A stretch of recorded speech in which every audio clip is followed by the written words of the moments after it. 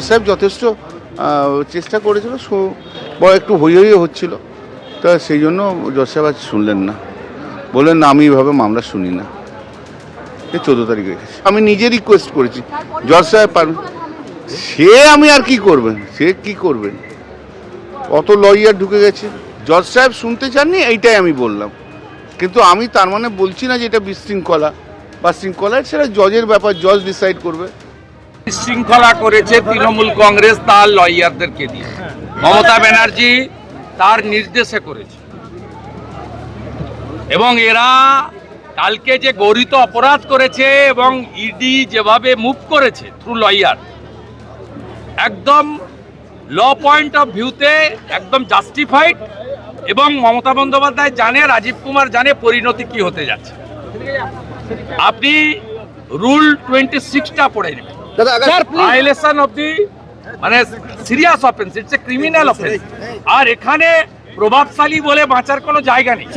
এই কাজটা যেদিন আমার বাড়িতে সিআইডি পাঠিয়েছিল, সেদিন যদি আমি করতাম, আমি কি বাইরে থাকতাম না জেলে যেতাম? বক্তব্য হচ্ছে যে ইডি সিবিআই এর এ টিম না বি টিম বিজেপি, যা বলার আছে ইডি সিবিআই বলবে, যা বলার আছে ইলেকশন কমিশন বলবে। যখন এসআইআর সংক্রান্ত তথ্য আমরা ভাবছি লোপাট হয়েছে, তাহলে পরে এইখানে বিজেপি কেন বলছে, বিজেপি বিক্ষোভ দেখাচ্ছে কেন? আমরা তো বিজেপি অফিসে ঢুকে গিয়ে বিজেপির ফাইলটা বের করিনি। আপনারা রাজনৈতিক উদ্দেশ্য প্রণোদিত হেরো বিজেপি, আপনাদের এই বিভিন্ন প্রতিষ্ঠানগুলোকে আপনারা যেভাবে নিজেদের কবজা করেছেন এবং পাঠিয়েছেন কী সব তথ্য তুলতে, কেন? লড়াইটা ডেমোক্রেসি, একটা ইন্ডিয়ান ডেমোক্রেটিক সিস্টেমের লড়াইটা রাজনৈতিক লড়াই হবে না কেন? এই লড়াইটা কি, এটা কি লড়াই বলে? বলছেন ফাইল চুরি করা হয়েছে এবং সেই বিষয়টাকে সামনে রেখেই তাদের এই বিক্ষোভ, তাদের এই স্লোগানিং, সেটা কিন্তু চলছে সরাসরি আমরা দেখছি ধর্মতলা থেকে। তাৎপর্যপূর্ণ বিষয় হচ্ছে তাদের ব্যানার থেকে পোস্টারে উঠে এলো যে ছবি, সেই ছবির পাশে তারা লিখেছেন ফাইল চোর মমতা। এবং এখানে সেই সবুজ ফাইল, যেই ফাইলটি লাউডন স্ট্রিট থেকে যখন মমতা বন্দ্যোপাধ্যায় তিনি আসেন এবং তারপর সেখান থেকে বেরিয়ে যান, এবং তারপর দেখা যায় যে তার হাতে যে ফাইল রয়েছে, সেই ফাইলটা কিসের ফাইল, সেই প্রশ্ন তুলেই বিজেপি যুব মোর্চার তরফ থেকে এই যে বিক্ষোভ সেটা চালানো হচ্ছে। এবং ইতিমধ্যে আমরা দেখছি যে সৌমিত্র খা সহ বিজেপির নেতৃত্ব, সেখানে তমগ্ন ঘোষকেও আমরা দেখছি, এবং তারা ইন্দ্রনীল খাও রয়েছেন, তারা সহ এখানে বিজেপির কর্মী সমর্থকেরা, তারা বিজেপি যুব মোর্চার কর্মী সমর্থকেরা, তারা কখনো টায়ার জ্বালিয়ে, কখনো পোস্টার ব্যানারে। এবং দেখা গেল এটাও যে আজকে তৃণমূলের কর্মীরা বেশ কয়েকজন তারা গাড়ি করে তারা যখন যাচ্ছিলেন তাদের সভাতে, তাদের মিছিলে যোগদান করার জন্য, যেটা যাদবপুর এডবি থেকে শুরু হওয়ার কথা, ঠিক সেই সময় তাদেরকে দেখেও কিন্তু চোর চোর স্লোগান। আরো একবার ছবিটা দেখাচ্ছি।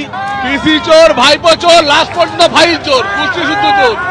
একে অবিলম্বে অ্যারেস্ট করা উচিত, 355 ধারা জারি করা উচিত, এবং এই যারা পুলিশ অফিসাররা যারা ফাইল দিয়েছে তাদেরকে অবিলম্বে গ্রেফতার করা উচিত। রাষ্ট্রপতি শাসন চাইছে, নিশ্চিত আমরা 355 চাইছি, যাতে পুলিশই ক্ষমতাটা কেড়ে নেওয়া যায়। ইডির আরেকটু লড়াকু মানসিকতা দেখানো উচিত ছিল। ইডি এত সহজে 9 মিনিটের মধ্যে মমতা ব্যানার্জিকে পেপার দিয়ে দেবে, আমি মনে করি এটা একদম ইডির একটা অংশ, মানে ইডিদের আরেকটু ফাইট করা উচিত ছিল। আমি ফাইটার তো খেলার মাঠের লোক, সুদে আসলে আমার মনে হয় যদি মমতা ব্যানার্জি দরজা ভেঙে ঢুকে যেত, কিংবা বন্দুক ঠেকিয়ে পেপারগুলো নিয়ে চলে যেত, তাহলে পিকচারটা ভালো লাগতো, যে মমতা ব্যানার্জি এলেন, বন্দুক ঠেকালেন, আর পেপারগুলো ছিনতাই করে নিয়ে চলে গেলেন। সো মমতা ব্যানার্জি একটা বড় একটা নাম, একটা এখানকার পাওয়ারফুল নেত্রী, সিএম, সেই অ্যাগ্রেসিভটা উনি দেখিয়েছেন, সেই অ্যাগ্রেসিভ বোলিংটা করেছেন মমতা ব্যানার্জি। ইডি ব্যাট করতে পারেনি। আমি মনে করি ওখানে ইডি যদি নিজে সক্রিয় ভূমিকা দেখাতে পারতো, আমি খুশি হতাম। আমি প্র্যাকটিক্যালি বলছি, আমি খুশি হতাম। আমি খেলোয়াড় লোক তো, খেলাটা যখন হচ্ছে মমতা দিদির ভাষায় যে ফাটাফাটি খেলা, যে নতুন নাম স্লোগান দিয়েছে ফাটাফাটি, সেই ফাটাফাটি খেলাটা দেখতে পেলাম না।